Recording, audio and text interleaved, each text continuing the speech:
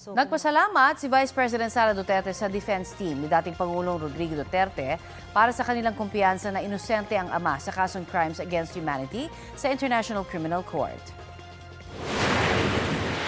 Papasalamat ako kay Attorney Kaufman at sa buong legal defense team ni dating Pangulong Rodrigo Duterte sa kaso niya sa ICC, sa kanilang paghahanda at sa pagpapakita nila ng confidence, kumpiyansa na walang ebidensya na nagpapatunay na ginawa ni dating Pangulong Rodrigo Duterte ang mga sinasabing krimen.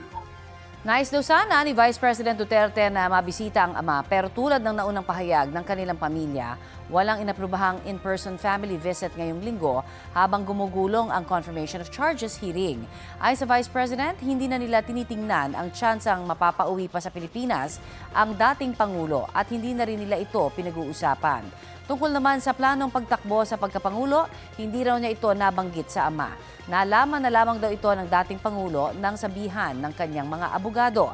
Sabi ni VP Sara, pinadalhan siya ng sulat ng ama pero hindi na niya ibinahagi ang laman nito.